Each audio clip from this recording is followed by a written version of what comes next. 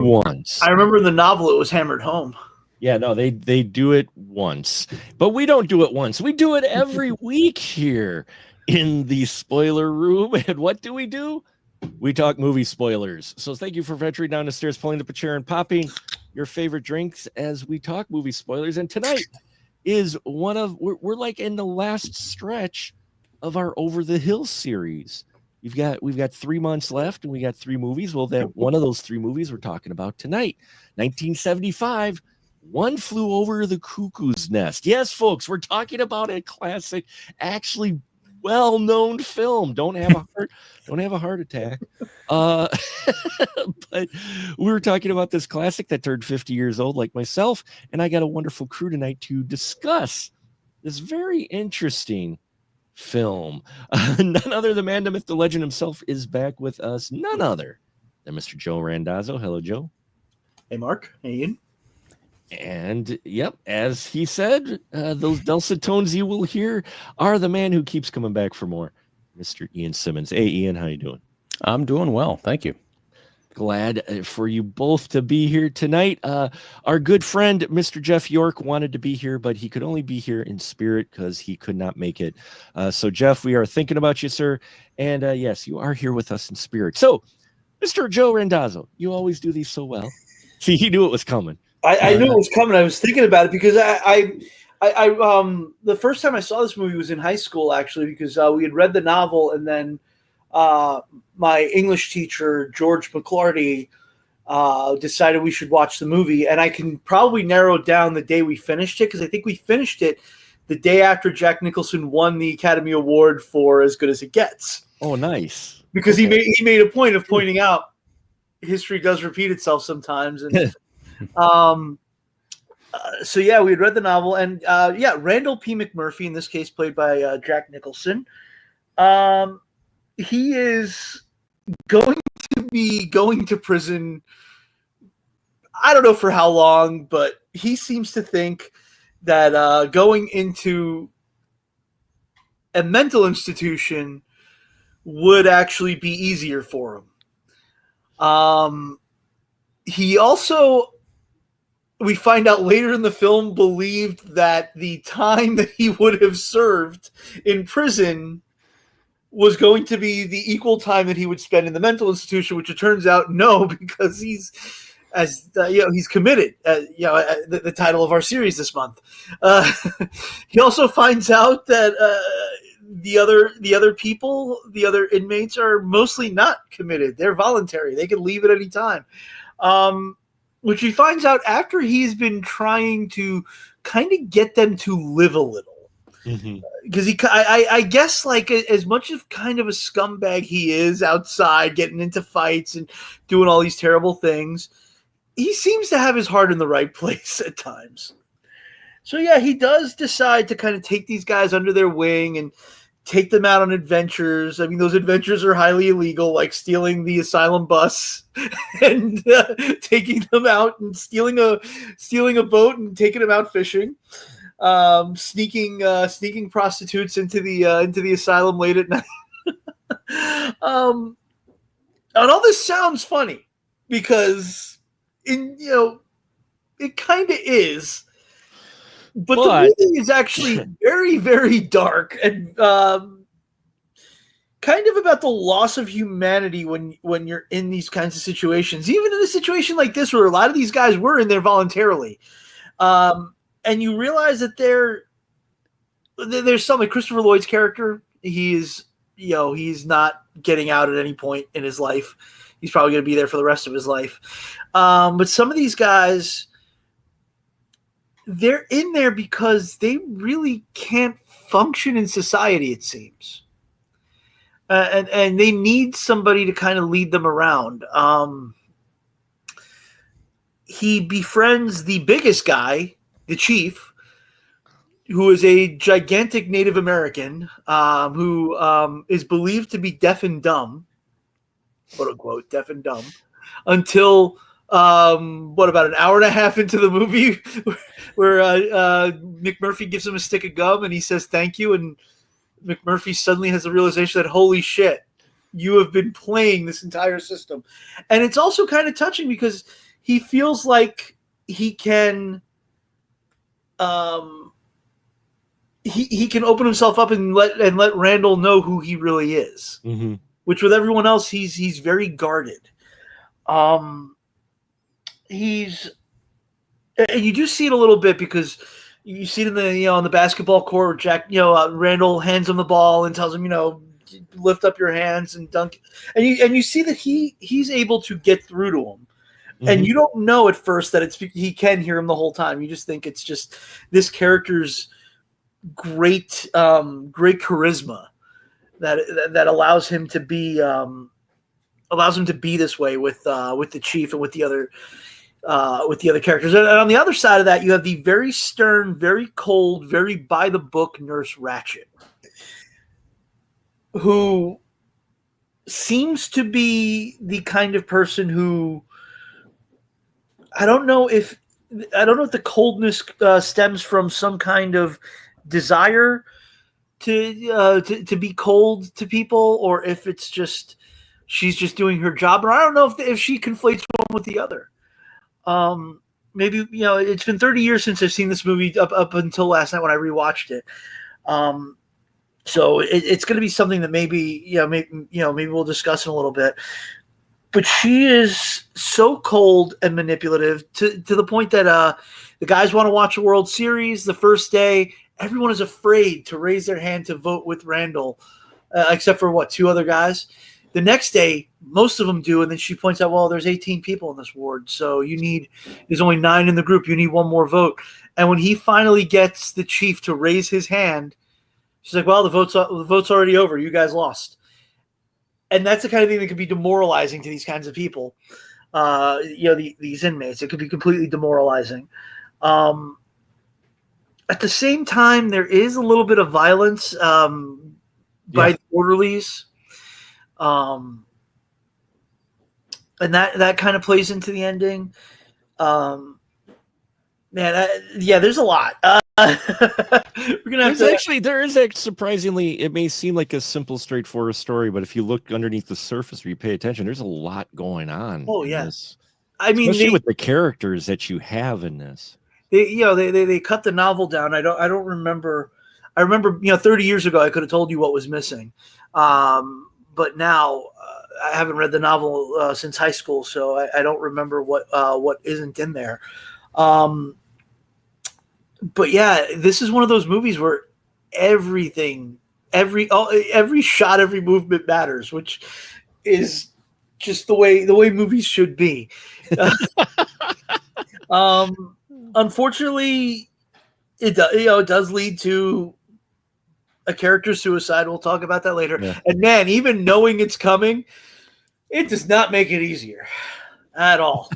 I watched this last night and I'm like, fuck. I know it's coming. As soon as I saw the girls arrive at the institution, I'm like, I know it's coming. And it kind of kills you a little bit on the inside because Billy Bibbit is such a likable, innocent character. He's just kind of caught up in all this. But yeah, let's see. Yeah, we'll dive into it. There's so much, man. Ian, what about you? Was this your first time watching it, or? No, it was my third. It's funny because I was reminded this morning that I talked about this on Mike Crowley's show. You'll probably agree, 5 years ago for the 45th anniversary. Oh, okay. And I had not watched it since high school. And I don't think I had read the novel at that point. But Netflix did this terrible Nurse Ratched TV show a couple years later. I remember that. Yeah, I never saw that. I had a feeling that wasn't going to be good. It was essentially Ryan Murphy's version of this, the American Horror Story guy, like what would happen if he made a Nurse Ratched TV show, and that's essentially it. I think I read the novel then, and it's a great book, but you're right, Joe, it is very much different. And there's a reason that Ken Kesey didn't officially disown the film, but he didn't really want anything to do with it. Because it changed so much. Chief among them, no pun intended, or I guess pun intended. This is Chief's story. This is not R.P. McMurphy's story. The novel is told from Chief's perspective. McMurphy is sort of the main secondary character in the novel, But all of Chief's backstory, his inner monologue, his dreams, like there's a whole bunch, like everything is stripped out of the film till he's just like generic tall Indian guy that's meant to, be the fountain of wisdom that the main character learns from, but doesn't actually learn from. I don't like Cuckoo's Nest. I have the same problem with it as I have, ironically, with The Shining, in which, Nicholson and also Scatman Crothers, they show up in this movie and they show up in The Shining 5 years later, which is to take a fantastic novel. And I'm not saying they did this, it's just a coincidence, but they turn it into a striking at the time, but I think mediocre in retrospect adaptation that doesn't ultimately serve the source material.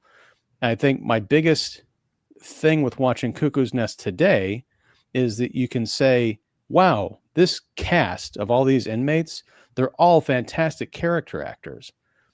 But that's not really fair because I'm giving the movie credit for something that's incidental, because in 75 when this came out, no one knew who the hell these people were. So, and the performances that they give, they're not, I think, spectacular enough to warrant to say, wow, I can see why this person became famous. It's more like, hey, look, it's Danny DeVito, or hey, look, it's the Joker and the Penguin playing poker. I had this problem 5 years ago, and I maintain this today. Nurse Ratched is not the villain, and your characterization of her is cold. I understand that, but she is a troubled, damaged, I'm not going to say warm, but she cares about these people. But she's also in a system and dealing with people who are dangerous to themselves and to other people. And the only way that she can take care of them is by being that force of, you might call it oppressive control, but as you also mentioned, they can leave at any time. So this whole pop cultural myth of like, oh, Nurse Ratched's like the one of the greatest villains in history. I'm like, no, she's not. She's not a villain. So that's my end for the conversation. And see, I have the perspective of not reading. I mean, I used to read, but not reading the book. So I only have the reference of the movie. And in all honesty, I've only seen bits and pieces of it. This is the first time I've actually sat and watched it from start to finish for me. And I watched it and I'm like, it's good. I enjoyed it. I didn't quite see the hype, as far as for like best picture. And don't get me wrong. I like the structure of the story. I like what you had here. I found that even though Jack Nicholson puts in a really good performance for him, I was more impressed and fascinated by the characters around him than his character, Randall, including the chief. I wish they would have kind of told the story that you're telling me, because Will Sampson in this, for the role that they gave him, I thought he was greatness. I enjoyed him quite a bit. I wanted more of his character because I really liked that angle that they had with him. And you're right too about Nurse Ratched. Like I said, this is the first time I've watched the whole film from start to finish. Always heard about Nurse Ratched. Oh, Nurse Ratched, played by Louise Fletcher, who I love, but she really plays, villainesses really well. Usually she was typecast as that. So I get in here and I'm like, okay, she's difficult, but she's not like, I didn't see her as a villain. Actually, it's the system that's the villain in this film more so than points like I said, the vote on the watching the game. But even the vote thing, other stuff, she's absolutely right. She's absolutely right to be pissed off that these guys snuck two prostitutes into the asylum. She's right about that. I think where she kind of seems villainous is in the way she talks to Billy Bibbit immediately after finding him in bed with, I'm gonna have to go tell your mother, and making him feel like I feel like that was like over the line to a bit. Like she could have been like, you know what? Let's talk about this later when we're both calmed down. Because I feel like the way she went after Billy is what leads to his suicide. Well, okay.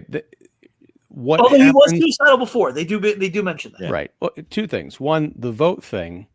The chronology is a bit different than what you're suggesting, Joe, because she closed the vote, and then as she had closed the vote, she announced it, And McMurphy is still going around trying to get votes, and he finally gets Chief like 3 minutes after Right. she had started dismissing people. Chief like raises his hand, like, we got one. And then he goes up and says, you can't, see, I got one. She says, the meeting's adjourned. We closed the vote. So it's not like someone raised their hand and then she said, well, I'm calling it anyway. It sucked for McMurphy, but it was fair by the rules that she had established. Now, as far as the whole Billy Bibbit thing, it's complicated because that chewing out or the reprimand preceded his suicide, but no one can say that she is responsible for what he did, because as is established, he's an adult. I mean, Dorff was like 23 or 24 when he made this movie, so we can assume that, and it's an institution for adults, so it's not like a 16-year-old kid or something. But he knew what he did was wrong. He felt shame about it, even though he claimed not to be ashamed of it. And she says, essentially, you're not ashamed of it? Well, what's your mom going to think when I tell her about it? Now, the argument can be made, well, you don't have to tell the mom, and he made this argument too, but the truth is that Nurse Ratched and Mrs. Bibbit or whatever are friends, dear friends, going back a long time. So when the mother checks in on her son and says, by the way, how's Billy doing? Is she really going to say, no, I didn't find him doing anything untowards, like sleeping with a strange woman in the hospital ward, that which he knew was wrong. He tries to back out and claim peer pressure, but he is a person with agency. He is some, but he also does have a condition in which it does affect judgment in that. I think with that scene, where I would push back is it's the way she goes about it. What if I tell your mother, there's two different tones, the way she puts it, and the way she puts it in the film and the way she delivers it and the way she talks to him about it wasn't a concerned friend of his mom's who she was pissed, and she has every right to be. I understand that, but what I'm saying is, with him and his mental state and what he has, what she was doing she went over the line in how she handled it. I know she was pissed, but she should have taken into account him as well. Actually, having been around him long enough, she knew what she was doing, not pushing him to suicide, but she knew what she was doing as far as trying to break him down. And I think that can be seen as being more of the bully angle than of the concerned person. I understand what you're saying, Ian, but the way she delivers that part at the end, she's upset. I understand that. But at the same time, if she did actually care like that, she could have delivered that in a different way. But in the stern and reprimanding and almost talking down tone and shaming tone that she does to him, she should have realized that doesn't help him or the situation at all. Well, you might be right, Mark, but have you ever flown off the handle and said something in the heat of the moment that you regretted? Besides, when she goes and discovers his body in that room, she is upset. She's crazy shaken. And she's traumatized later when it doesn't help when McMurphy lunges at her and chokes her half to death. That's true. And at the end, when she shows up in that neck brace and the one guy is like, got his dental work or something, he's like showing the gums and everything. They never She's like, what that is. I don't know. I think they cut something. I think they cut a scene out or something, a reference to his teeth. Because I couldn't quite. But she's like nodding to him, like kind of friendly, like, I'm glad you're back. It's not like, she's not back at that nurse's station like lording it over anybody. But and as far as having a moment of weakness, I think bullying is the wrong word. She knows this kid, and there's not enough established about their relationship, I agree, to determine whether or not she went over the line, because she may have had discipline problems with him before. And again, if she knows this kid and has agreed to take care of him, she probably thinks that he should know better and should be an example to not, let alone there's like a party riot happening on the wing, but to not give in and say, I'm going to go sleep with a prostitute and pass out and all this other stuff. Right. And she's upset. There is one thing, I guess we'll never know, because it's not the way the story goes. Candy wasn't going to stay with Billy.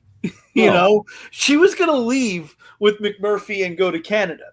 Mm-hmm. So in his state, and I presume based on the conversations they had earlier, that he is what would now be referred to as involuntary celibate. Yeah. Yeah. How is he going to react losing his virginity? Because someone in that situation losing their virginity tends to become obsessed with the person that they lost it to. So this might have led to suicide anyway. Right. I mean, if they hadn't been busted and she decides to sneak out the next morning with McMurphy or just disappear, and he's left on his own without any kind of like a note or a care, because she obviously didn't like care about him. It's just something that RP had asked her to do. I don't know if she didn't care about him at all, because it does seem like she kind of like him a little bit. She liked him. But I mean, there's a difference between liking someone and caring about them. Well, they yeah, had that one encounter on the boat where he's like awkwardly, talking to her and stuff, and you can tell that she's like, all right, fine, I guess you're kind of cute or whatever, and then she's basically the same way that he deals with Candy and her friend, which is basically like, we're going to sneak in, you bring the booze. By the way, I'm going to pawn your friend off on Scatman Carruthers, this random, maintenance guy, or whatever he's doing. These are not like people, they're objects. And McMurphy says when he's talking to Billy, he's like, I don't really care about her. We're just, we're good friends. Yeah. She doesn't mean anything to me. Yeah. No. And again, I was just, as far as Ratched and how she talks to him, I'm just saying that's how it can be perceived. At least it's how I felt a little bit with it. I personally think with the suicide, who's to blame more so than anything is the fact that the orderly, knowing that he's suicidal, left him alone in the room. Well, that's because they had a very limited staff. They had two people who were already rounding up the other folks. Right. No. And the one guy, when he started to break out and attack, he attacked the one guy, McMurphy threw the one guy over the table after he was caught like trying to unlock the door. And then she's like, Washington, we need you out here right away. And so he came, and in that 10 seconds that he left Billy alone in the room, because he had another emergency to deal with, they were understaffed, and that's when it happened. And I'm with you, Joe. I'd forgotten the precise events leading up to it. So when she was like, Washington, take Billy to the head supervisor's office until he shows up, I'm like, oh no. And I started to remember those pieces. I'm like, this is so well placed and so well done, but I'm not looking forward to that scene. The one thing too, though, where you mentioned about how she acts after when she has the neck brace and the whole thing with Randall is, I think why she comes off as the villain is because, well, you have Jack Nicholson playing, Randall, McMurphy. Randall. It is Randall. So yeah. Playing McMurphy. He comes in and she immediately puts up her defense because here's someone's challenging her power and she hasn't had that. You get the impression that everybody else, many of the people volunteering and being there, roll with it a little bit more with Ratched and her rules and everything with it. But then you have Randall in here who comes in and challenges her, and it immediately puts her defenses up. And so she comes off as being a villain. For what everybody had always talked about Ratched, and I've seen memes and references over the decades, until I finally sat and watched the movie, I'm like, okay, she challenges McMurphy, but that's because she had a power structure and he came in and he's challenging it. So I wouldn't say she's a straight tried villain so much as she's just an adversary of Randall's, not necessarily a bad guy, but just a challenger, and these two go back and forth with the power struggle, and that's what you're seeing in here. And underneath all of that, though, what I found interesting was their statement on mental institutions in general, because they don't exactly, underneath all this, if you see how everybody's kind of treated, you're like, are they actually getting the help they need, or are they just drugging these guys up? it's hard to say with their approach, and the shock treatment that they have in here, which I was impressed that they had. This is like the briefest shock treatment I've seen, and I would almost say the more accurate though of what they do versus what you've seen in like what we saw in The Ward, where they just kept it on forever. And like, here you don't need. They're showing you don't need much. Boom, they zap him. Yeah, there's the so body much. spasms afterwards is like more horrific than when they actually put the things on. Yeah, it's crazy. But I know we're kind of beating the horse, but I think it needs to be addressed because, for all the stories and everything I heard about the nurse, I didn't see her as a villain. I just saw her as, hey, I had control over this group, and now I've got this guy coming in disrupting what I had in here.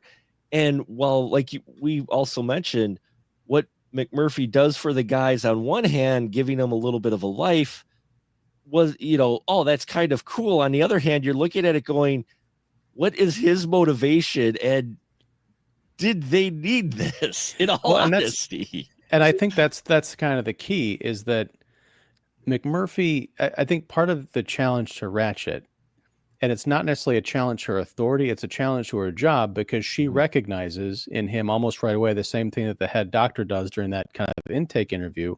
This guy's not crazy. He's trying to go on like a vacation to this mental ward where he thinks you can just sit around and laugh at the kooks all day. And she's like, I'm here trying to help these people with very specific mental issues.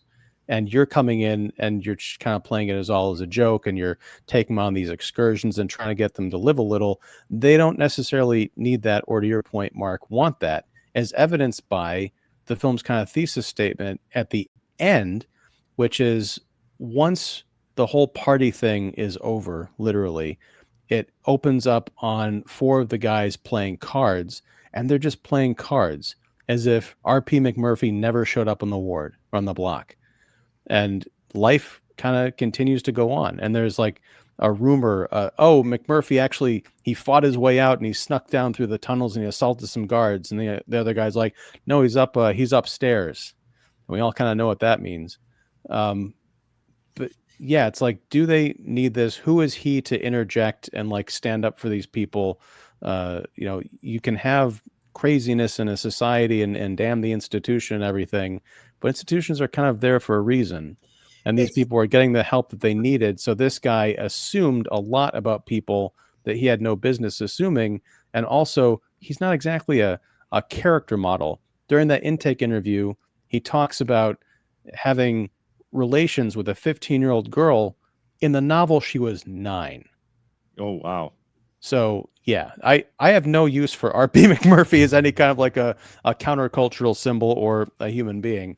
And that's why I was happy to see Chief narrating the story in the novel. And I didn't he does say he thought she was 18. He does say that, which doesn't make it any better, but it, The thing about these guys is, aside from the ones like, Mancini and Michael Berryman, who never says a word, he's just kind of there. We don't know what his story is. He just, at one point, McMurphy looks at him, just goes, like when he's trying to get the vote, he just looks at him, he goes, never mind. It's kind of and unfortunately, I think that's just because that was the visual gag of like, oh, he's just like the weird looking dude. Mm-hmm. Yeah. But the odd thing about most of these characters, aside from the ones that, like Christopher Lloyd's character, who is kind of violent, these guys, I don't know that they need to be in this structured an environment. I feel like these are the kinds of guys that can function with some counseling as opposed to being in a mental institution. Because Billy, because he's suicidal, maybe needs more care, but a lot of these guys just seemed awkward, like. Well, I could see Billy. This is the 60s. I could see Billy. I could see Martini, of why their characters would possibly be in there, because Martini did have his severe anxiety so much that it would be hard for him to function, especially in 75. In Or that even then, in type the of movie thing. set in 63. Or yeah, and it's set, yeah. So at that time, I would say that those two guys would probably have a tougher time, and Christopher Lloyd's character, which, by the way, young Christopher Lloyd was ripped. Holy crap! When he showed up and he's in his shirt, I'm like, dude, look at the guns on Doc. I'm like, holy shit. I mean, he looked like he could really throw some fists, Even Danny DeVito looked kind of muscular in his own way. I mean, I don't know Yeah. if you saw his calves at the end, but yeah. But I mean, a couple of the characters I could see, but the other characters, especially looking at it now with a 50-year lens, most of these guys would be outpatient guys who would just need to make sure they show up to their therapist Exactly. every week or twice a week. They'd go to a therapist to be able to talk through things rather than having to actually be committed. But this is what 63 they're in, so they feel that they're committed, being committed. But yeah, looking at them, I was like, yeah, most of these guys could have probably survived, right. I mean, this is decades before what would kind of become known as therapy culture. Mhm. So there was a stigma around that and all that business. So yeah, it's a weird movie to try and look back on and get in the head of someone who was kind of watching it contemporaneously. Yeah, because it wasn't even too long after this that the mental institution started getting shut down. After this movie came out, I mean. Yeah, So, it's like very early 80s early under 80s, Reagan. so yeah. Well, because you had the new age movement, and you had all of this stuff, and people starting to approach these folks differently in a good way. And don't get me wrong, in a good way. So yeah, that's the tough part I had watching most of these guys. I'm like, I'd hang out with some of these guys. I'm like, this is a group I'd actually hang out with some of them, but I'm broken. Maybe not a lot of the horrible shit that Randall P. McMurphy did, but I'd probably try to be the guy. No, dude, come to the bar. Not Randall. No, not Randall. I wouldn't.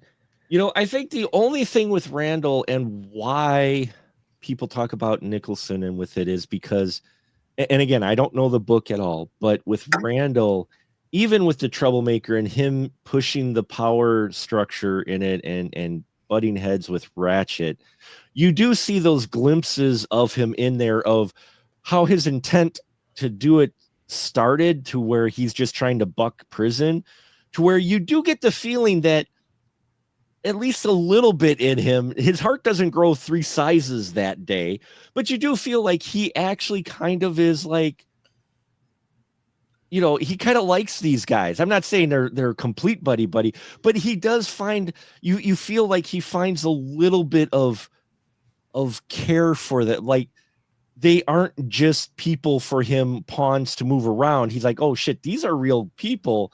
And, especially when you get that scene where he's like, wait, you guys are voluntarily in here?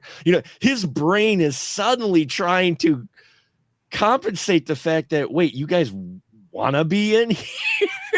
And his reaction to Billy is, Billy, you're a kid. What are you doing? You should be out, getting laid. Why are you in here? Yeah. So you do see a bit of his arc, not a huge amount, but a bit enough to where you see little cracks in his character to where he's like, maybe these guys aren't just my little pawns, I can kind of see what you're saying. I'm not saying it's a complete. I mean, he's still using them, but there's cracks. I think that's the thing is, I don't think he comes to appreciate them as people. I think he comes to recognize that they're not all just complete Looney Tunes that can be laughed at. He can interact with them, but kind of what Joe was saying, like, these are people he could probably meet at a bar, and I think that surprises him because he expected them to all be like catatonic or like psychopathic. But I mean, he doesn't care about them because at the first like opportunity, he's like trying to escape from this place, and he takes a shine to Chief, I think, because he sees him as some kind of an ally, and also that he's keen enough to get one over on everybody. I don't see him and Chief going on the road and Chief lasting long in McMurphy's orbit. I think no, he would not put up with that bullshit very long. I do think he does care for them though, because I mean, I don't think you try to strangle Nurse Ratched over Billy's suicide if you didn't care about Billy. No, I think I don't know that he. This, I mean, again, I understand what you're saying, but I see that more as him being completely fed up and blaming her for what happened than any kind of like notion of paternal, revenge. Because again, the way he kind of like shoves his girlfriend into that room with him to like, lose his cherry or whatever. It's just, there's nothing. You'd have to go to the novel to get any sense that R.P. McMurphy is anything resembling a human being, because he's still got his flaws, but there is enough humanity in that book that, again, much like Jack Nicholson did with The Shining, he stripped everything out of the main character and just became Jack Nicholson. And it was really frustrating because I'm watching this, and it was during the basketball scene where I'm thinking, I don't know who Jack Nicholson is as a person. I've never seen him in a performance where I thought this guy is, he's not acting. I mean, it sounds kind of weird, but usually when you see someone, or even like on a red carpet, you say, oh, there's the person. And then the person on the screen is the persona. I've only ever seen Nicholson as the persona. So yeah, I don't I know couldn't if there's key any in. difference anymore. But was there ever like Yeah, he just or kind of if there playing the was. same guy in a different, setting? That's true. Even if you go back to Little Shop of Horrors, that his one scene in that is entirely a Nicholson scene. It's exactly how you'd expect the scene to go with Jack Nicholson in it. But there are a lot of actors like that who play similar. I would push back. I still don't see it with Ocean's 11. George Clooney. George Clooney is a guy who I always feel, in at least the movies that I've seen, he's playing the same kind of variation of George Clooney, similar to Jack Nicholson, is just a slight variation. Cool, super suave. I've never actually seen. Now, like I said, I haven't watched all of his filmography, but all the ones that I have seen, it's like, oh, that's George Clooney. It's not the character name. It's that's George. He's playing. There's Oh Brother, Where Art Thou? He's different in that. I would say that Out of Sight is a great example of him playing George Clooney and also the guy underneath George Clooney, because he is essentially Danny Ocean in Out of Sight, but as almost like a put on. He's like a South Florida Danny Ocean. Okay, I got what you're saying. Yeah, no, yeah, you're right. I mean, Oh Brother, Where Art Thou is probably the biggest. That's why that's one of the reasons I really enjoy that film. It is one that he is playing someone a bit different, but a lot of his roles that I've seen him in, I'm like, that's George. I think it's just some guys, when they become huge movie stars, that's how they are. They're just, and for Jack, I think that's the way it was as well. As Jack, I think maybe young Jack in The Raven is a little bit different than Jack we've seen, but he's still Jack. I mean, he still goes wild-eyed and crazy in that. So there's that aspect of it too. It seems to always be what he did. But I think, excuse me, I think it's around this time that he just went full on for the rest of his career, just being crazy Jack. It's the same thing that happened with Pacino and with Scent of a Woman. Yeah, like there's pre-Scent of a Woman and then after Scent of a Woman. And he's just like the same guy for the next 25 years. Yeah. But I mean, you guys are right though about the rest of the cast in here. When I'm watching it, I was doing the Leonardo DiCaprio. That meme. I kept doing that when they first introduced all of the members of the ward, because I'm like, and then when I saw Michael Berryman, I'm like, oh shit, Michael Berryman. I like it. Holy crap, there's a lot of people that I recognize. And by the way, Michael Berryman, have you ever seen like an interview with him? He's actually a really intelligent, well-spoken guy. An awesome guy who, because of the strange look, he's just always playing crazies and always playing villains. I met him. He was one of the first people I ever met at a horror convention. And it was one of those things where you see him at a table and you're like, I don't know if I want to. He looks kind of scary because you know him from like the movies. But yeah, like a totally warm, cool dude. I forget. He has a degree in something too. Yeah, it's just the acting thing took off, so he never had to. It's like Brink Stevens in a way, because Brink Stevens, I think, was going to be like a botanist or something, but it just took off with her, and she just marine biology, I think she said. And if you look at marine biology, but then the acting just took off, and she was making so much money. She's like, well, She could pay for any degree she wants. Yeah. Yeah, do whatever I want at this point. And it's like Berman in the roles he's gotten. I've seen in a couple interviews or whatnot, to where it's like, it got me work. He's like, yeah, I was being typecast. He's like, but I got work.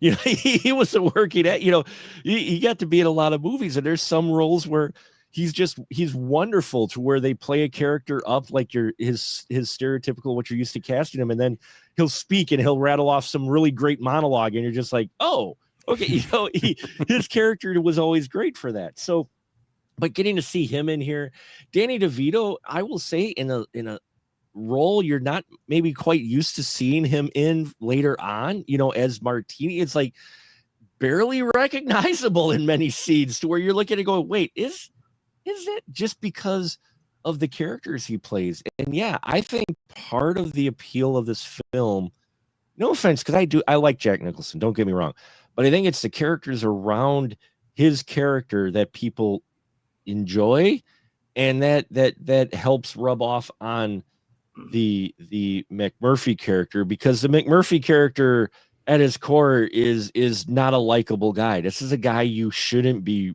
rooting for or liking. You know, you feel maybe sorry for him a bit at the end when he gets put in the vegetative state, you know, and you actually appreciate what Chief does at the end by killing him in some way, because he realizes it was a mercy killing of sorts, you know. And I think I don't know about that. I was thinking about that this third time watching it. Yeah, that you don't think it was that a mercy? stuck out to me, but not really, because he was a complete vegetable.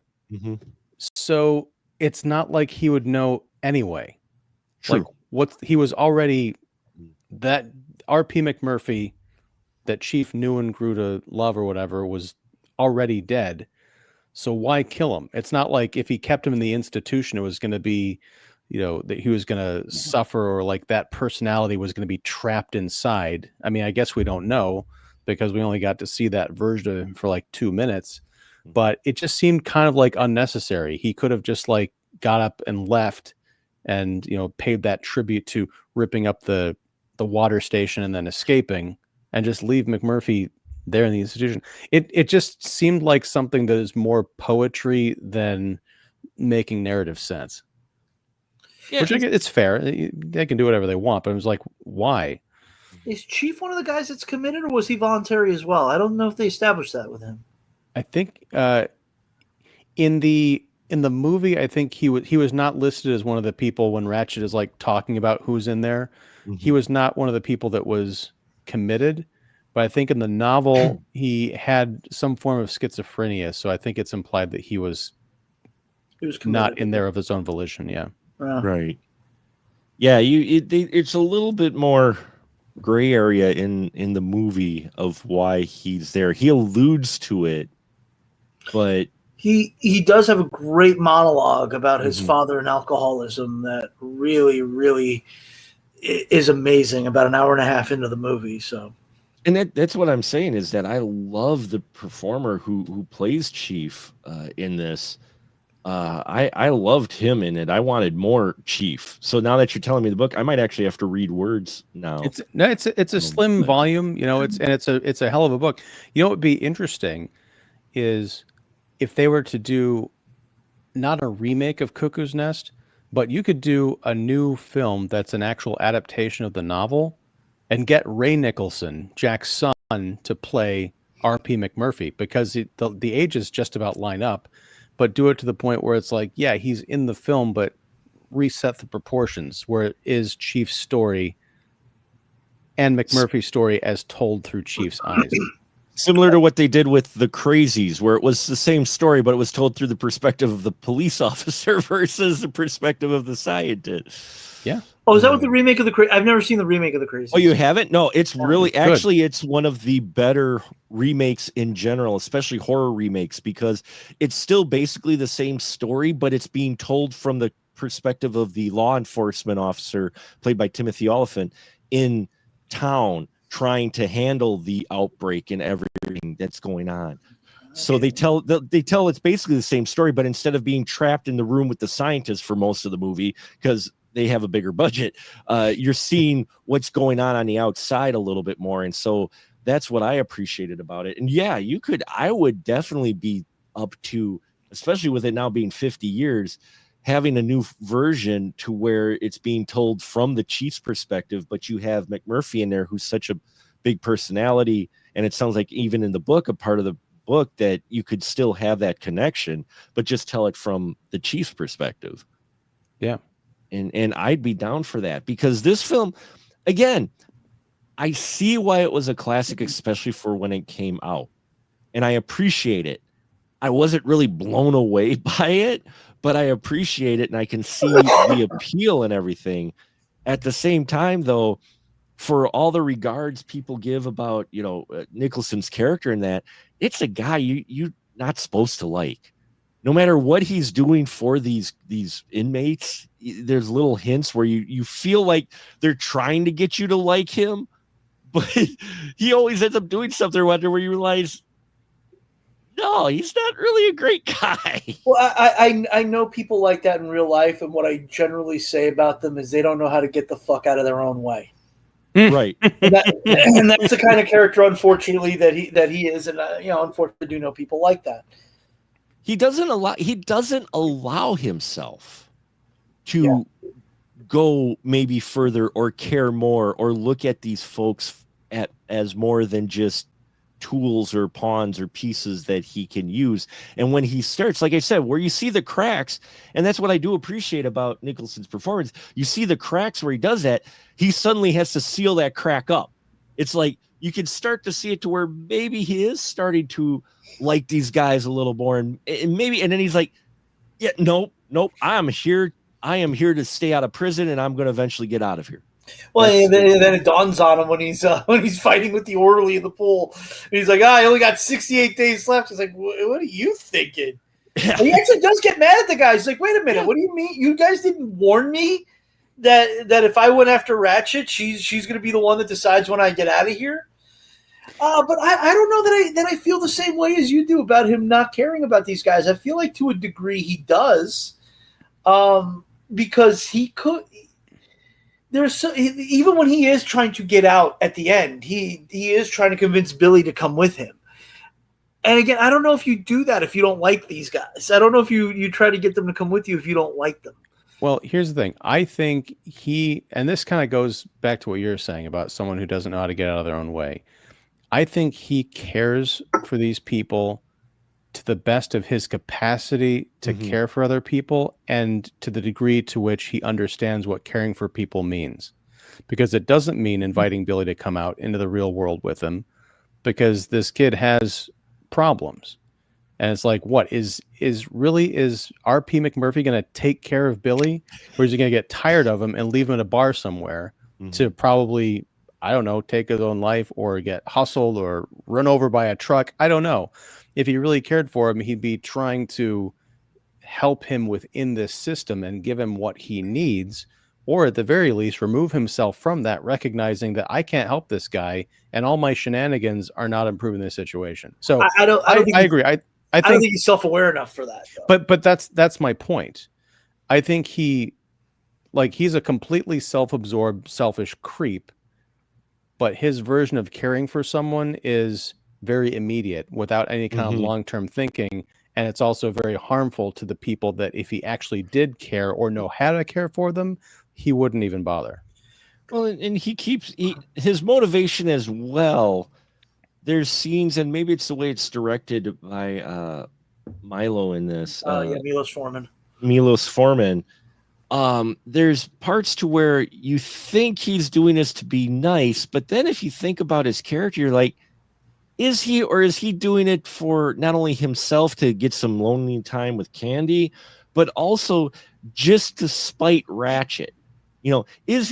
Because you have that power fight struggle in the ward, is he actually bringing these guys out on the boat and everything just to get at Ratched, to show, hey, look what I made these guys do.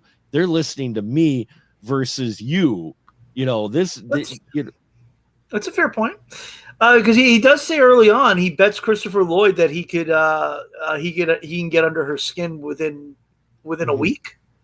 Yeah, within a week. So so there's that. So that leaves his character really in a limbo of how you're actually supposed to feel about it. And again, that maybe is part of this appeal to this film, is the fact that, I mean, we've talked almost an hour, and it's just like trying to deconstruct his character and a few of these others, but especially him. It's a bit difficult because on one hand, you have this. It could be almost either way, the way they play it. And again, I haven't read the book, so I'm not sure if it's more established what type of person he is.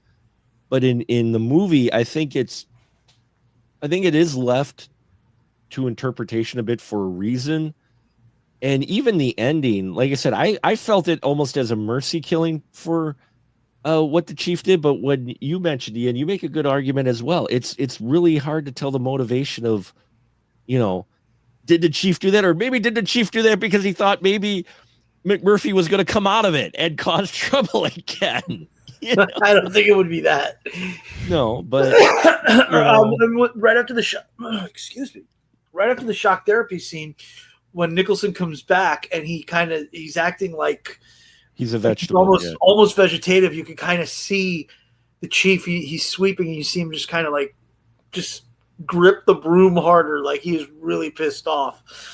So I think in the end the chief does actually love him. I mean, I think with this kind of character, you kind of have to love these guys. If you love them, you have to love them where they are, because there's not going to. Randall P. McMurphy was never going to be a good guy. yeah, your standard white hat wearing good guy. He was never going to be that. The best you could ever hope for is, I think, the version of him that we get when he does show people emotion here. So I think in that way it's weird, because I kind of feel like I knew older guys older than me when I was growing up. I whenever I had a breakup, it would be like, yeah, you know what you do to get over a broad, you get under another one. And I feel like that's who he is to Billy Bibbit. It's like, oh no, I think maybe he thought Billy losing his virginity would solve all his problems. I really think that's the kind of like demented thinking that he might have. Yeah, I don't disagree with you. And going back to what you were saying about like how he mistakenly thought that his prison sentence would translate over to this, psycho ward thing. Again, that's not long-term thinking. That's not very intelligent. That's not understanding how anything of a system works, except that he's against, whatever system is in place. It's hard to turn that into a compelling character that I care about, or that I believe cares about other people in a way that I can understand caring for people. I think you'd have to have him fight something bigger than this. Like if you put him in a situation where like system, like after getting electroshock therapy or something, try to why are you giving me electric shock therapy? It's like for this kind of character to have that kind of growth that he's talking about, it would have to be something like the Nazis invaded, and he led a group against up against the actual Nazis. I think that would be something that would that would be something that would make him like transformative, but I think he would need something bigger to fight against than just a system. And to that point, the system that we're talking about, we look at electroshock therapy now as barbaric, but we're talking about 1963. Right. This isn't like Nurse Ratched is like, oh, you got to go put him on the rack or something like that. That's what they understood treatment to be at that point, right? I think we're looking at this in a way that the three of us are looking at it as 1963 was not that long ago. Like we know people who were alive back then. So right, but you're all. It was 60 years ago. I mean, the that's over system half was a century. different. The system was different there. I think we're looking at it through like these modern eyes, like but. I think what this movie was trying to establish is that this system, which I think at that point still existed, is barbaric. I think that's what they were trying to do. Right. But it's hard to say. It's okay. It's barbaric, okay, but it's not contemporaneously. I don't know how many people understood what was going on Mhm. or understood the ramifications of what was going on. Because back in modern times, they used to use leeches to get rid of different illnesses. Mhm. We have modern advancements in medicine and psychology and psychiatry, so we know that electroshock therapy is not what you do to cure somebody, but at a certain point, that was cutting edge science that was utilized by people to try and treat people, along with the lobotomy that we see at the end. Yeah, yeah. I was Okay. actually just looking up when's the last time a lobotomy was used in this country, because like that this has got to be nearing the end. I'd imagine even by the 70s, I think lobotomy was. It was starting to, yeah. I mean, it was starting to show through, and like Ian said, we've seen it in the 80s, and I'll just say, not getting too personal, I know very firsthand, very close to me, relatives who have had mental issues, conditions, and such, and so I know a little bit about the system in the 80s, not so much because I was a kid, but the person I know was an adult, but going through that and seeing them and what they deal with, it has changed over the years, and it was starting to change in the 80s because the 70s and even before, well, like we said, 63, they weren't quite knowing how to do it, and they looked at some of those mental institutions as a step above, which they were in sorts of how things were handled 20 years before that, in the 40s, Right, in the but 30s. that's my point, is like these institutions aren't run by evil mad scientists. They're run by people who are trying to understand science and medicine, and we can look back decades later and say how ridiculous, but there are medical practices that go on right now that aren't going to look that great a half a century from now. Oh yeah, Oh, absolutely. We're only a couple generations removed from the bone saws, so it's. I'm Yeah. trying to see here when the last one done in the United States is. I see that it was It's Tuesday. It was last night. At least that's the way it felt. Actually, it was about 5 hours ago when I watched Tron Ares. Oh, what? Oh, The best I can find is the Soviet Union banned it in the 1950. They were the first, because this is 63, so it must have. I mean, unless this movie's really playing fast and loose, I guess it must have still been in use in the United States in the 60s, maybe up to the 70s. But I imagine by this point, yeah, it's probably. Well, on top of that, we do need to appreciate that this was a novel. right. And it's something that stuck with me while I was watching the movie this time, is a fact that I found out about Aliens, the movie from 1986. Sure. James Cameron came out and apologized to the United States military for his depiction of the Marines in the movie Aliens, because he wrote those characters, he just made them up and said, "Oh, I've watched a lot of Vietnam movies, so I think all military guys are the same, and they're all like messed up and ragtag and foul mouthed and all this other stuff." But he came to find out that that's not the Marines, even if you want to call them Space Marines. And so he kind of like wore that guilt of like, these are beloved characters and everything, but the way I depicted them, that's not right. And I should have done some research. I thought about this watching this movie. I'm like, I don't know how much of this is Kesey doing research to write this novel versus this is what he thinks goes on, and he's going to put a creative spin on it that's going to get adapted into a very popular movie. Yeah, I mean, This would have been a good time for me to watch the documentaries that are on the DVD. yeah, There you go. I guess so. It would be. Couple interesting trivia bits is our chief was hired. He actually was a park ranger, Will Sampson, and he was in where the movie was filmed, and he was selected part only because he was Native American, and the casting department matched the character's incredible size. He was a big Native American who was a park ranger, and so they cast him specifically just because of that. I mean, that makes sense. But I think he does really well in this. It also makes sense the limited amount of lines as well. One thing we didn't mention is that co-producer Michael Douglas of this film was involved. He owned the rights to it, apparently. So you had Michael Douglas. So you got a lot of. Why is he didn't cast himself in one of the main roles? I'm surprised he didn't. Well, speaking of casting, one of the disagreements Kesey had with, I think, Douglas and the other producer was he had wanted Gene Hackman to play McMurphy, which would have been very interesting. Wow, that would have been. I mean, at this point, Nicholson was probably the bigger star. Yeah. Nobody knew who Michael Douglas was. I can't think of anything he was making around this time.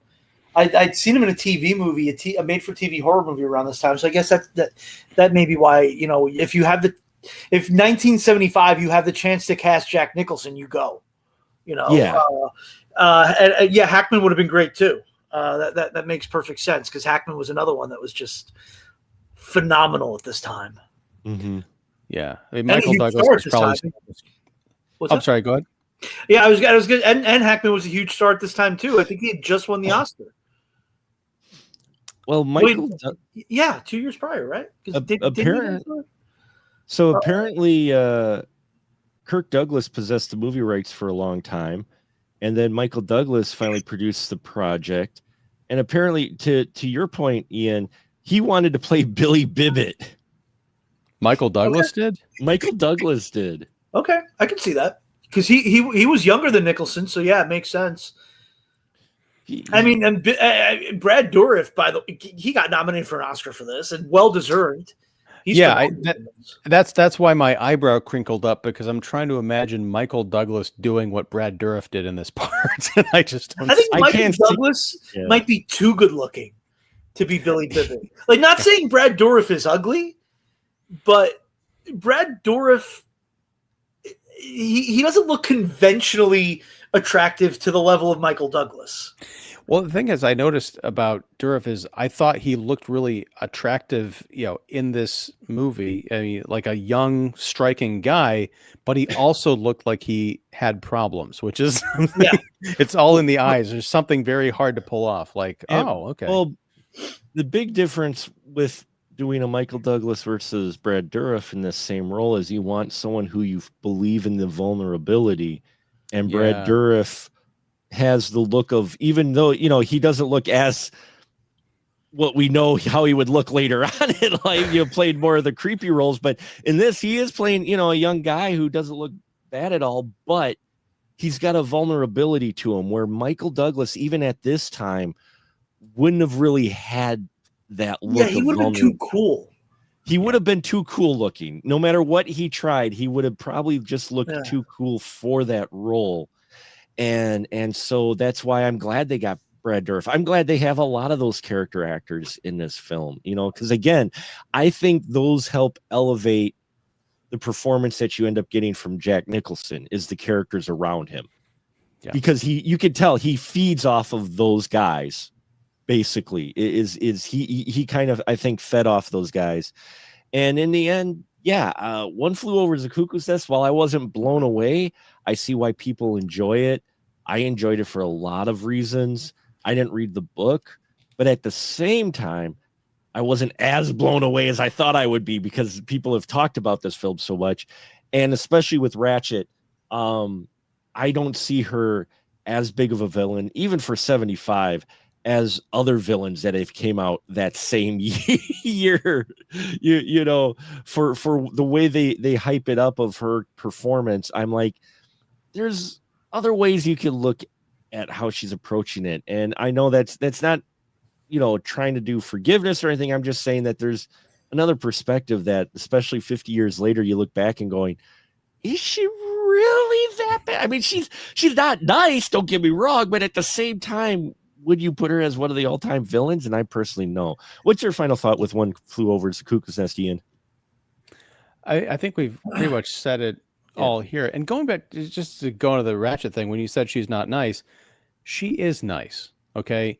She is professional, but when you look at the way that she treats those patients at the end, after the party, and this is before they've discovered what happened to Billy, she discovers that her nurse's hat, the white hat, is on the ground, and she asked Danny DeVito's character to go. She's like, could you, Martini, could you please pick up my hat? And he's like, what? He's like, my hat. It's on the floor. Could you please pick it up? And he brings it to her, and she takes it, and she just has this look like it's kind of tarnished and beaten up. And she's like, I've lost control, and I've lost the respect of these people. What is going on here? There's a vulnerability just in her reaction to holding that hat that I think speaks a lot to the character. Also, after she's done getting strangled, it kind of cuts out. And I think that's pretty much where we pick up with that card game. But she's not getting up and like shouting like, get him to the lobotomy room. I want all of you locked down. You're all going to pay for this.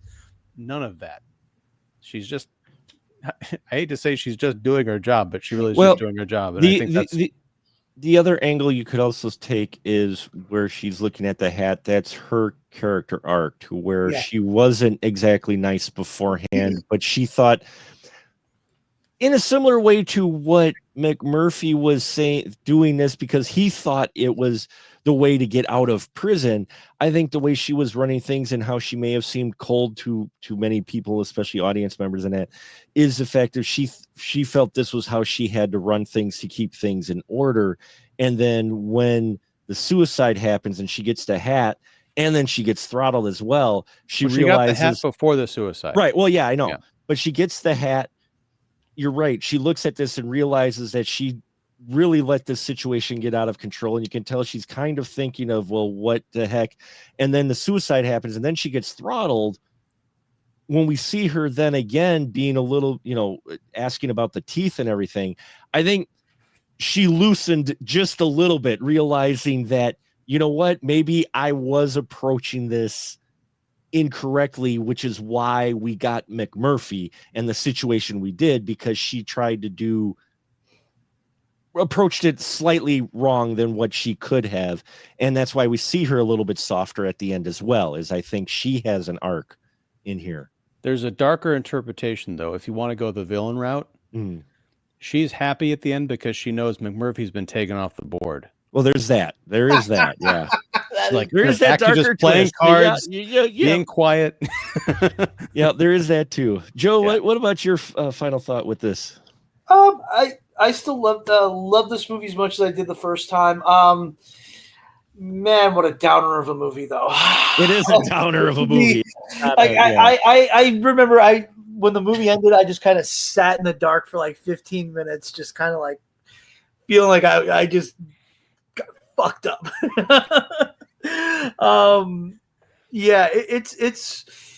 It's a hard movie to watch. And actually, I mentioned this to you guys in our group chat a couple weeks ago. A friend of mine told me that he bought the DVD at Best Buy sight unseen because he just heard it was a great movie, and he looked at the cast list. He saw Jack Nicholson and Danny DeVito and Christopher Lloyd, and then he looked at the back of the it was I think it was the same picture. It's Jack Nicholson, Danny DeVito, and Christopher Lloyd all laughing. And he mistakenly thought this was going to be a comedy. No.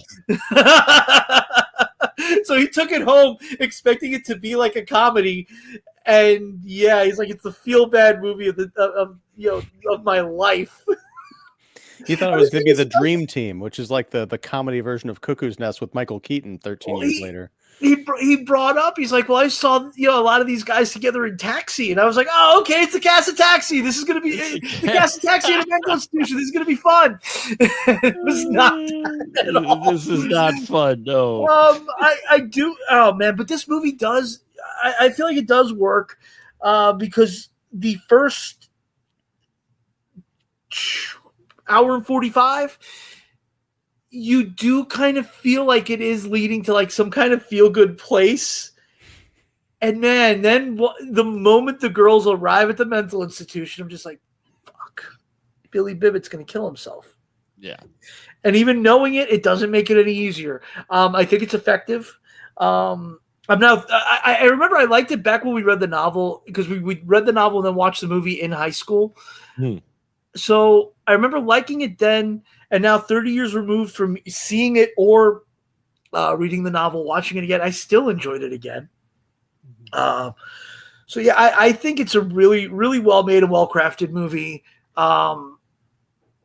Yeah, Randall P. McMurphy's probably not a role model. I don't think he was ever meant to be. And I do also want to mention, I don't think if we go back and look at the tape from earlier, I don't think I ever used the word villainous for Nurse Ratched, because True.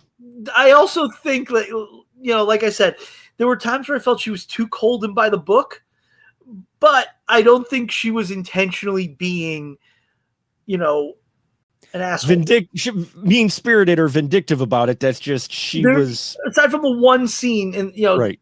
with the World Series thing, where I felt like she was a little too cold, where she probably could have been like, you know what?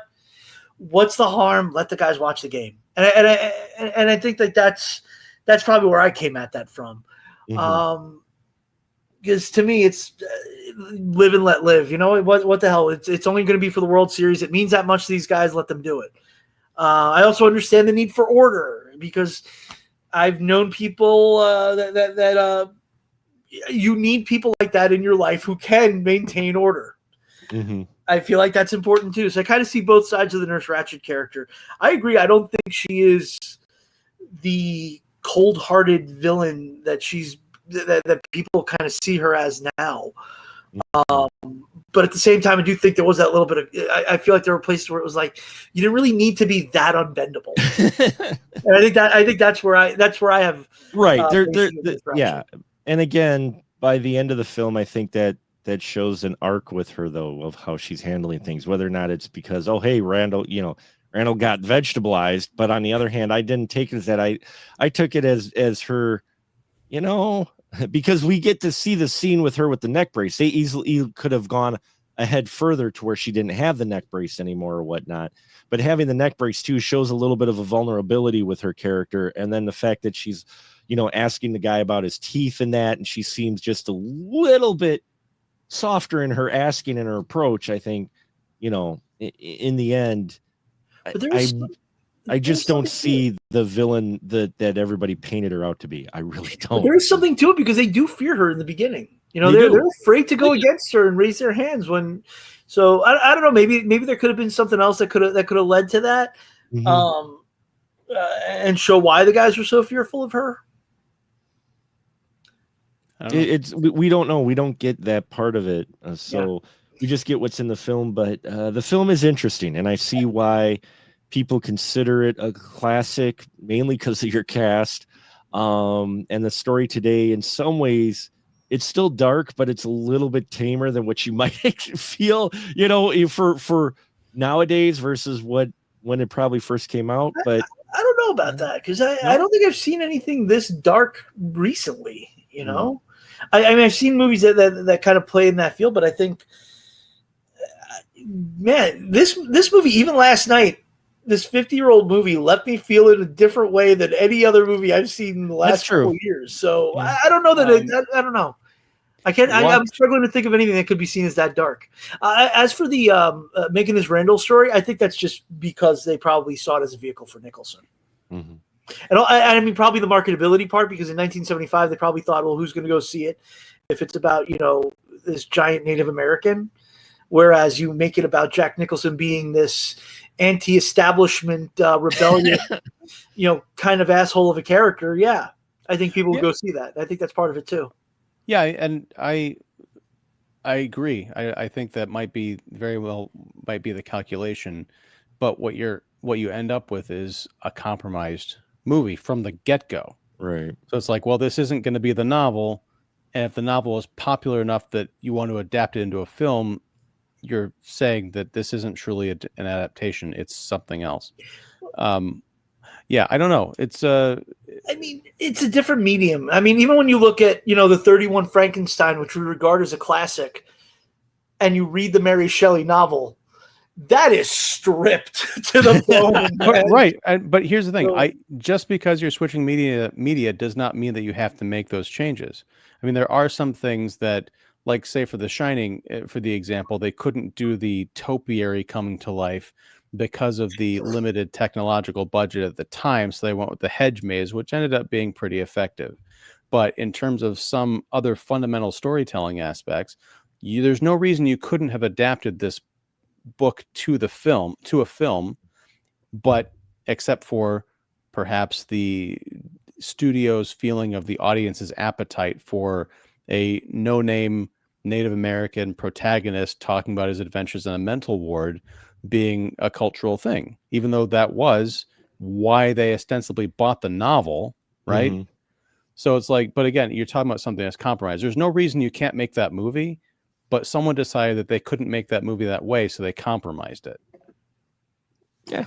I mean, Yeah. It's not the first or last book that'll Yeah, probably have that it's happen. unfortunately the way it for is. you. You know, Right, Unfortunately, and that's but- that's the thing. Like, and that's why I get annoyed, because I often read the novel and then I see the movie, and people tell me don't do that, and I understand why they tell me not to do it, but also I never come away from these movies thinking there's no reason they couldn't have adapted this.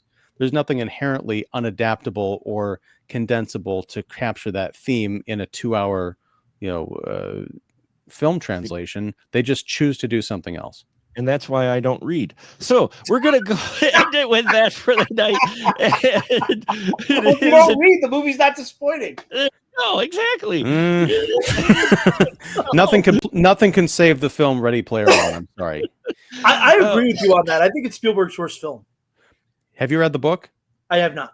Read the book. It is amazing. It is one of my favorite books. The book, and the movie is an abortion. Well, Yeah. I took Well, I took them two separate things, and the reason I took them two separate things is when I was reading the book, when I read the book, I'm not saying I know anything from anything at all, because I don't, but my familiarity with licensing, reading the book, I looked at this going, because I knew the movie was coming on, I'm like, yeah, there's no way they're going to be accurate, because I'm reading about everything, and all the references and everything. Like, there's no way they're going to get the licensing for this. So I take them as two separate entities, and I enjoy them both equally for what they are. I enjoyed the book a bit more, but at the same time, I enjoyed the movie quite a bit. But I separated the two, because when I was reading the book, I'm like, yeah, there's no way with licensing the way it is. There's really no way. Here's the thing, that goes back to the compromise. If you can't adapt the book, you should not be thinking about the licensing deals or what they can get away with. You should be thinking they're either going to adapt this faithfully or don't bother. Mm-hmm. Yeah, I can see that. I mean, yeah, unfortunately, that's you know what I'm struggling with. Personally, you know what I'm struggling with. I get it, but it's also Steven Spielberg. And also, the writer of the novel is credited as the screenwriter for the film. Mm-hmm. So, again, we go back to compromise. He could have had his name taken off that picture. It could have been an Alan Smithy film, but on some level, he's endorsing the complete destruction of his own beautiful work. It's bothersome. I agree with Mark that there's some cases. The Godfather, I've read the novel, I've seen the movie, I love both. Frankenstein, I've read the novel. The 31 movie is a completely different movie. I still love both. Sometimes it's unfortunately just the way it goes. Well, don't get me wrong. And this goes back to subjectivity. I understand. If I read a novel that I love and I see a movie that I don't, and I think it's not successful. But there are cases where I've read a book and I've seen an adaptation of it that do change some things around, and I can love both. Mm-hmm. But it's a matter of, if you adapt something unsuccessfully because you go and you tinker with too much stuff for whatever reason. Like, I was hired as a screenwriter, so I feel like I need to put my own stamp on this. Like, no, you don't. The author did that already and made it wildly successful enough to make people want to see a movie about it. Then that's where I think everything kind of falls apart. And I can see that. I mean, I relate. Like you said, I will give my prime example of I will never like The Relic. So there you have it. But since this isn't Over the Hill, we are a bit over time, but this is an Over the Hill episode. So we do have the Wheel of Random, but we only have 2 months left, which means we only have 2 options left.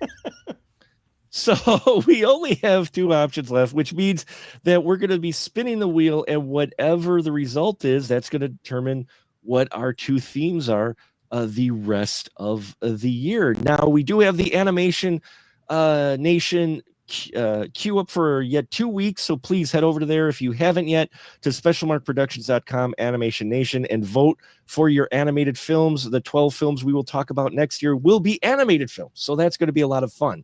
But right now, we are at the Wheel of Random. We have 2. We have Rockin' World, and we have Captivated Audience. So let's see what November is going to be, and hence what December is going to end up being. All right, And notes you got open. November will be Rockin' World, folks. So, all right. So November means Rockin' World, which means we're going to look at Tommy from 1975 for our Over the Hill episode. And the other movies we will be watching will be Pink Floyd The Wall, Across the Universe, and Rock of Ages. So yes. So as you picked, you might have guessed rock musicals is the theme for next month for November, which means Captivated Audience is going to be December. And what Captivated Audience is films about groups of people being held hostage. So that one in December, just to give you a little preview, our Over the Hill episode will be Dog Day Afternoon. We're going to look at Cadillac Man, John Q, and Toy Soldiers. So those are the films we'll be looking at in December. Can we squeeze in a review of Tron Ares? Because I felt like I was being held hostage. It's a different Captivated Audience. Oh, okay. Altogether. So in any case, now I give my wonderful crew members their license to shill. So please, Ian, you are first, sir. Go ahead and shill away. I am Ian Simmons. I run Kicking the Seat, which you can find at kickseat.com and also right here on YouTube. I do reviews and interviews and live streams. And this coming Wednesday, we'll be talking about, yes, Tron Ares at 8 p.m. Central. So join us over there. I am also here every Sunday night. Well, most Sundays. Last week, unfortunately, I had another thing. But I love hanging out and talking with Mark and Joe and other various guests about awesome films and Cuckoo's Nest. And Cuckoo's. Sorry. And Joe, you got anything to shill? Go ahead, sir. Well, we broke the internet on Wednesday with the Joe Bob special of Nightmare on Elm Street and Freddy vs. Jason. The AMC Plus app kept crashing, so that felt good. I mean, it didn't feel good watching it because I had to keep resetting the app every 10 or so minutes. It literally kept crashing throughout the night. Wow. But that just shows how great a draw he is. We have a Halloween special coming up. It's going to be Splatterween. It's airing a week from Friday. Guar will be there. Will be on with us. And yeah, I can't really say what the two movies are, but no. Awesome. But yeah, it'll be a fun time. One is a new watch for me because it's a brand new movie, and since I wasn't assigned that one, I was just like, all right, you know what? Cool. I'm just going to leave it, save it for Halloween time, and I'll watch it for the first time next Friday. Fun. Sweet. Awesome. So check out all their wonderful stuff, folks. And if you're bored at all, specialmarkproductions.com for your movie man needs stuff. Got a lot of stuff up there. We're going to have, hopefully I can get to it in the next 2 weeks. We'll have Q&As from the ones that I recorded during our Sawdust City Fright Fest, which were a lot of fun. And I'm going to just show it real quick since you mentioned it. Oh, on vinyl, Freddy versus Jason on vinyl. Ooh, I picked that up recently, but there's going to be some Vinylly Mine episodes dropping soon. And yeah, next week we're staying totally committed with our look at institutionalized films, and it's Nightmare on Elm Street 3. We will look at next week. Yes, takes place in a mental institution. So that should be a lot of fun. And if nothing else, hopefully we don't get hit copyright with the theme song. So in any case, till next time, folks, we're just going to say a good night, everyone. Good night. Night.